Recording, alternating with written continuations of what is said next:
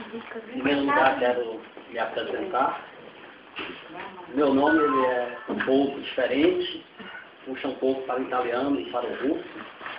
Eu me chamo Alberto Manuel da Costa, tenho 37 anos e vou passar para vocês um pouco da minha experiência que eu tive com Nossa Senhora na minha volta para a Igreja Católica Apostólica Romana. Eu nasci ainda em lar católico, mas 2 anos depois do meu nascimento, meus pais se tornaram protestantes. Eles passaram a fazer parte da Congregação Cristã no Brasil, mais conhecida por Igreja do Véu.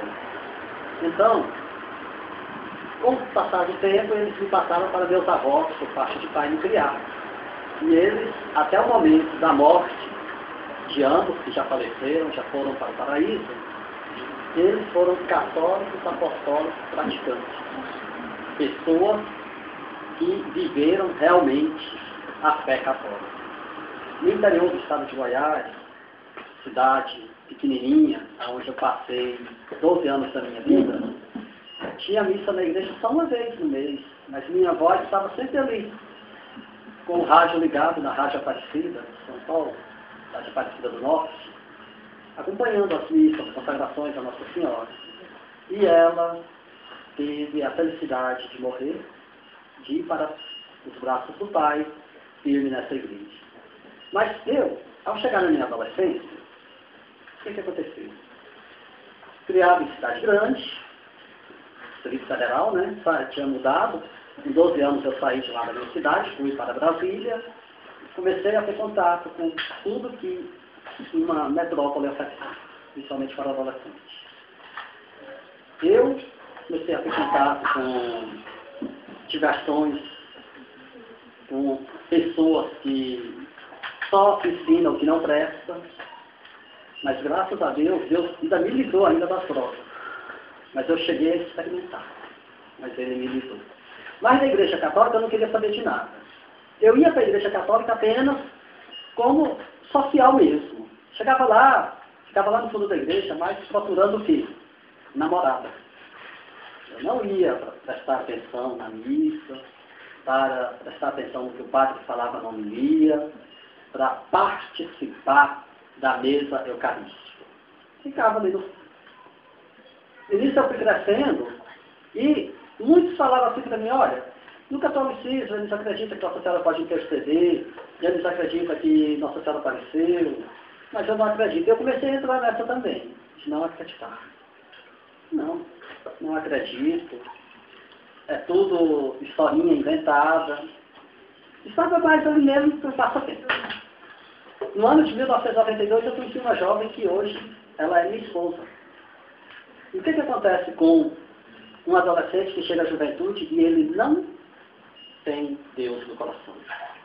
Ele não guarda no seu coração tudo o que aprende na catequese, na primeira Eucaristia, na Crisma, na perseverança, nas homilias da Santa Missa.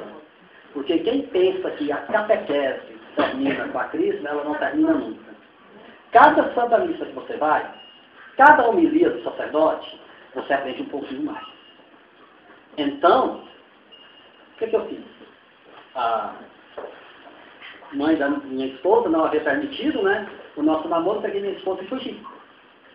Olha só. Fugi, saí de Brasília e fui para Anápolis, interior de Goiás. Lá em Anápolis fui direto para casa de uma prima minha das Assembleias de Deus Ministério de Madureira.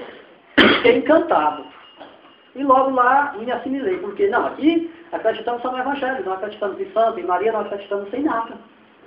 Tudo bem. Lá eu aceitei a Jesus.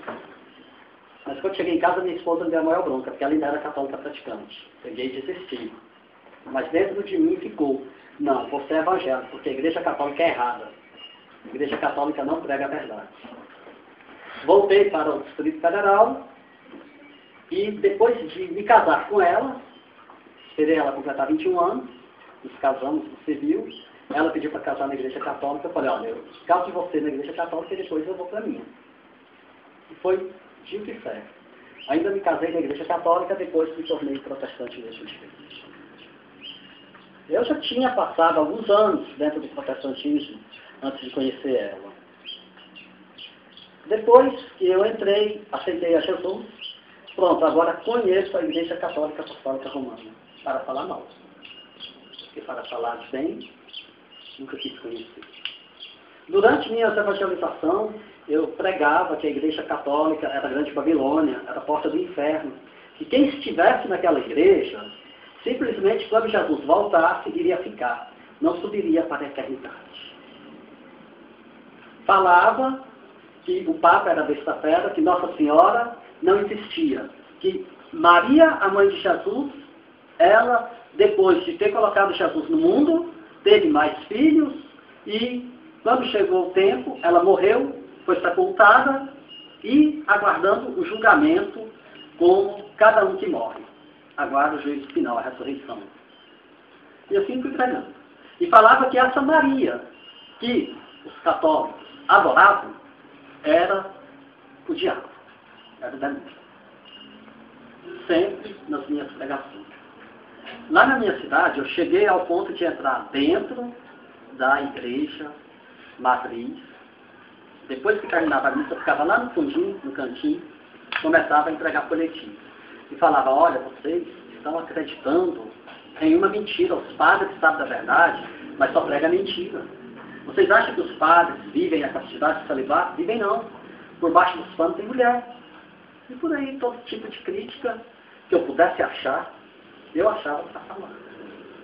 Então, os meus pastores, ao ver que eu era uma pessoa corajosa, segundo eles, não, ele tem que ser consagrado logo pastor. Então, fui consagrado presbítero, depois fui consagrado pastor evangelista. Já transcorreu o ano de 2000. Quando, no dia 12 de outubro, feriado, né, dia de Nossa Senhora Aparecida, eu, lá na Igreja Assembleia de Deus, Ministério de Missão, né, Samambaia, Distrito Federal, eu fui consagrado pastor. Aí que eu me senti ainda mais forte para falar. Agora tem a unção do Espírito Santo, eu posso chegar e posso descer além. E não tinha medo. Tinha programa de rádio, onde eu falava mesmo, dizia que os católicos eram hereges, idólatras, adoradores de imagens, mentirosos, e desafiava. Quem que vinha me mostrar a verdade? Apesar que quando eu ia pregar, que chegava um católico conhecedor, aquele que vive, não, depois a gente conversa, só isso. Porque quando você chega na frente de alguém que tem Nossa Senhora, você não suporta. Você não consegue ficar na frente. Tudo bem. Nessa época, quando eu fui consagrado pastor, eu já tinha um filho que hoje ele está com 10 anos de idade. E eu e minha esposa sempre pedi a Deus uma menina mulher. E nós ficávamos com um casalzinho. Então, nas igrejas evangélicas tem profecias e revelações. E sempre vinha profecias para mim de que Deus ia dar para nós uma menina mulher. Aquela filha que eu tanto desejava ter, Ele iria dar. Chegando o ano de 2002, já com a minha vida estabilizada, porque eu era um pastor assalariado, o teto salarial de um pastor das Assembleias de Deus, pastor de campo, na região lá do Distrito Federal, Goiás, é 8 salários mínimos. Então, quer dizer, eu tinha 8 salários mínimos, mais 20% do dízimo que entrava, mais as ofertas da igreja, que eu poderia tirar o tanto que eu precisar para mim poder comprar alguma coisa para mim, subsistência. Tinha uma casa toda montada, do bom e do melhor, ali com tudo de bom que a gente deseja ter dentro de uma casa.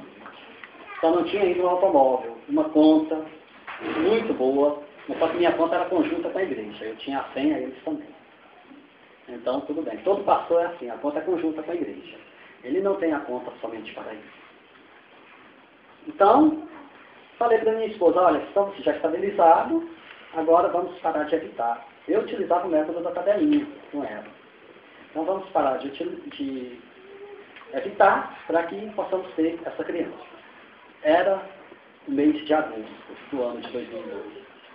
Agosto, setembro, e nada dela ficar grávida. No final de setembro eu falei, olha, ainda não é o tempo de Deus, vamos voltar a